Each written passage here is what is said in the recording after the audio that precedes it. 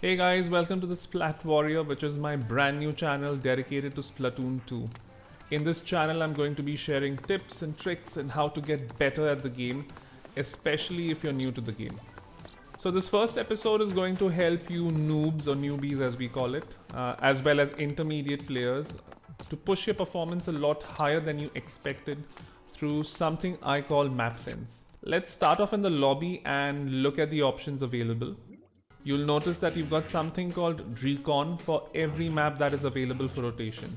So go ahead and hit the Y button on your controller so that we can check out the map in further detail. You'll notice the two maps available in Turf War can be reconned right now. And I'll go ahead and choose Gobi Arena first. So once you're into Recon, you get full access to the map for 3 minutes in Turf War without the pressure of fighting your enemies or sometimes stepping on your teammates' toes. Now take a look at the map and notice the center. This is where most of the battles are fought, not your turf or your enemy's turf area. The center is where you hold ground in order to influence the outcome of battle. So the first thing you should work on is how to get to the center as quickly as possible, following which you should find a spot where you can make your stand. Now make sure that you don't just follow one pattern into battle, as that can make you really predictable. So let's try another entry to the middle of the map. I'm going to reset my map and go in again from the left this time and use the ink rail to flank my opponents. It's also perfect for a defensive player, as I can take refuge behind the environment here and pop out to put pressure on my opponents. As the other team falls back, I can slowly advance forward and push them into a defensive position, while I take up refuge behind other structures, or I can make an advance into their area. Don't forget to ink the sponge blocks, since they can help you get to higher ground easily. Okay, now I'm going to try a third route to the center. I'll head straight for the wall and move up to the raised platform from where I can attack as well as take cover when needed. It's easy to pick off opponents who try to climb up the tower, and I can also create ink trails for my players to climb up the tower on the other side of the map. You can also gauge the range of your weapon and how effective it will be from each place you are making your stand from. For example, if you have a mid-range weapon like the NZAP, how far can you shoot? Or if you have a shorter range blaster, how much further do you need to advance in order to make a difference? You can also practice moving from defense to attack depending on where you place yourself on the map. So if you find that you're outnumbered, you can fall back and hold your position until you are joined by your teammates, and then surprise your opponent with a speedy attack.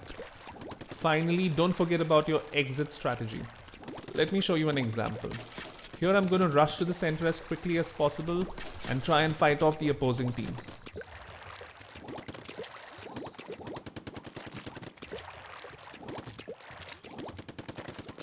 However, the moment I get outnumbered or get hit with a special like the Tenta missiles or an ink exploder comes my way, I have no way to get back to base because I don't have my retreat covered. I see a lot of players getting splattered that way. Instead, here's a better way of doing things.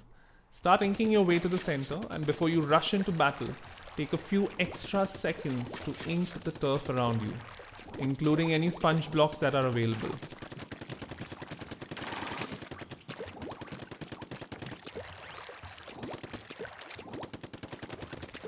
Now you can easily retreat if the situation requires it. Recon also gives you a good opportunity to practice your super jumps back to base. In the heat of battle, a lot of players don't use it since they feel pressured a lot. If you want to last longer in a game, make sure to jump back to base when you're cornered. You want to make sure that you have flight along with fight as an option. Next, I'm going to recon the second map, Wahoo World, to check for weapon feasibility and once again strategize in advance. So I've noticed straight away that Wahoo World gives me a lot of open space to roll sideways, unlike some maps where I don't have enough room to maneuver.